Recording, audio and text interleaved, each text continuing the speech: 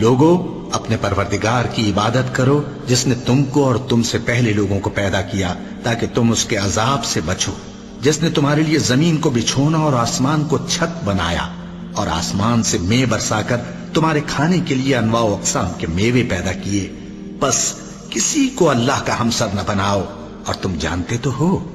اور اگر تم کو اس کتاب میں جو ہم نے اپنے بندے پر نازل فرمائی ہے کچھ شک ہو تو اسی طرح کی ایک صورت تم بھی بنا لاؤ، اور اللہ کے سوا جو تمہارے مددگار ہوں ان کو بھی بلا لو اگر تم سچے ہو۔ پھر اگر ایسا نہ کر سکو اور ہرگز نہیں کر سکو گے تو اس آگ سے ڈرو جس کا ایندھن آدمی اور پتھر ہوں گے اور جو کافروں کے لیے تیار کی گئی ہے۔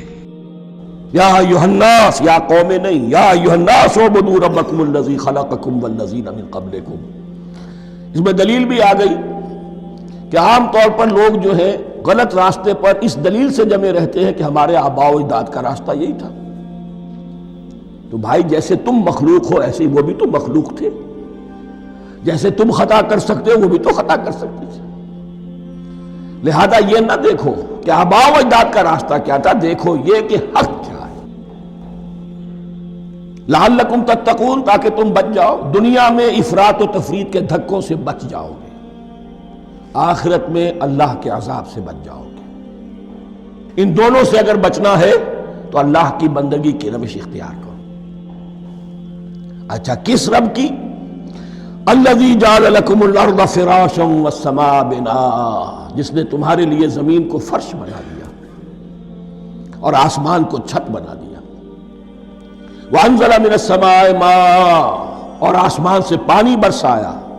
فاخرج بہ من الثمرات رزقا لکم، اور پھر اس پانی کے ذریعے سے زمین سے میووں کی شکل میں، پیداوار کی شکل میں تمہارے لیے رزق اگایا۔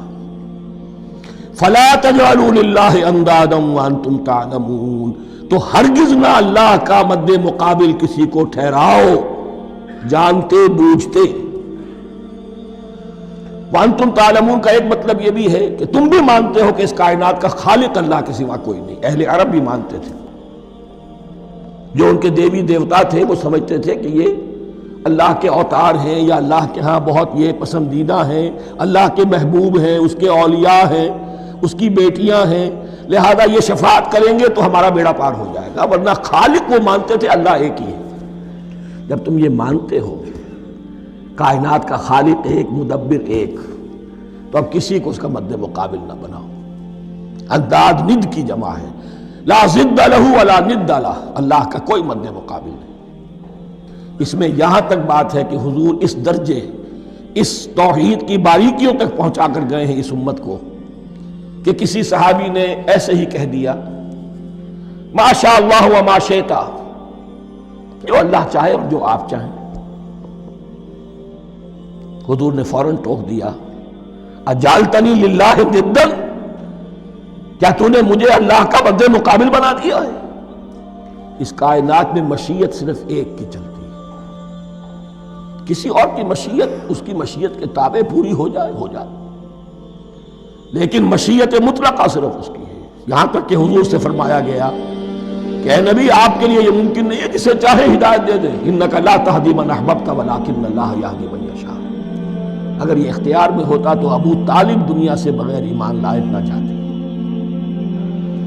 فلا تجعلوا للہ اندادا وانتم تعلمون۔ اب ان دو آیتوں میں تو یوں سمجھیے توحید نظری بھی اور توحید عملی بھی۔ توحید عملی کیا ہے؟ بندگی صرف اسی کی۔ اب آیا ہے رسالت کا معاملہ، وَإِن كُنتُمْ فِي رَيْبٍ مِّمَّا نَزَّلْنَا عَلَىٰ عَبْدِنَا، اگر تمہیں رسالت محمدی پر شک ہے صلی اللہ علیہ وسلم، اس کے کیا معنی ہے؟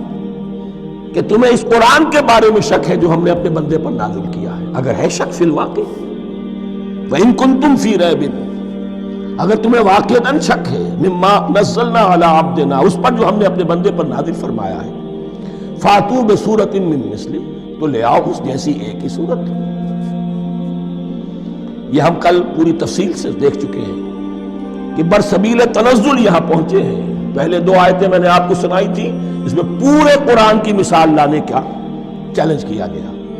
پھر ایک آیت سنائی جس میں 10 صورتیں ہی لے آؤ۔ اب آخری درجے میں ایک صورت ہی بنا لا، اور ایک صورت تو سورۃ العصر کے مساوی بھی ہو سکتی تھی۔ سورۃ الکوثر کے مساوی بھی ہو سکتی تھی۔ وَادْعُوا شُهَدَاءَكُم مِّن دُونِ اللَّهِ إِن كُنتُمْ صَادِقِينَ، اور بلا لو اپنے سارے مددگاروں کو اللہ کے سوا، جن ہو انس ہو۔ اس لیے کہ قریش کا خیال یہ تھا کہ جو شعراء ہوتے ہیں ان کے پاس جن ہوتے ہیں، وہ جن انہیں سکھاتے ہیں، ورنہ عام آدمی تو یہ شعر نہیں کہہ سکتا۔ تو تمہارا اگر کوئی گمان ہے کوئی جنات سکھانے والے ہیں، کوئی انسان ہے، خطیب ہیں، شعراء ہیں، ادیب، سب کو جمع کر، ان کنتم صادقین۔ اب یہ ہے بہت ہی، اس کو میں نے کل کہا تھا، آپ کو یاد ہوگا، قرآن کا انداز کیا ہوتا ہے کہ وہ اپنے اندر جھانکنے کی دعوت دیتا ہے۔ یہ گویا کہ آنکھوں میں آنکھیں ڈال کر یہ کہا جا رہا ہے کہ حقیقت میں تمہیں کوئی شک نہیں ہے، یہ تم بات بنا رہے ہو صرف، اگر واقعتاً شک ہے تو آؤ میدان۔ حقیقت یہ ہے کہ تمہیں شک نہیں ہے، اگر تم سچے ہو فاتو بسورۃ من مثلہ، تو اس جیسی ایک ہی صورت بنا لاؤ۔ فإن لم تفعلوا، اب ذرا انداز دیکھیے تحدی کا اور چیلنج کا، پھر اگر تم یہ نہ کر پاؤ، وَلَن تَفْعَلُوا، اور ہرگز نہیں کر سکو گے، یہ چیلنج کون دے سکتا ہے؟ اللہ کے سوا کوئی نہیں دے سکتا۔ یہ انداز کسی کتاب کا نہیں ہے، ذَلِكَ الْكِتَابُ لَا رَيْبَ فِيهِ، یہ کسی کا نہیں ہے۔ فَإِن لَمْ تَفْعَلُوا وَلَن تَفْعَلُوا، پھر اگر تم نہ کر پاؤ اور تم ہرگز نہیں کر پاؤ گے، فَاتَّقُوا النَّارَ الَّتِي وَقُودُهَا النَّاسُ وَالْحِجَارَةُ، تو ڈرو اس آگ سے جس کا ایندھن بنے گے انسان اور پتھر۔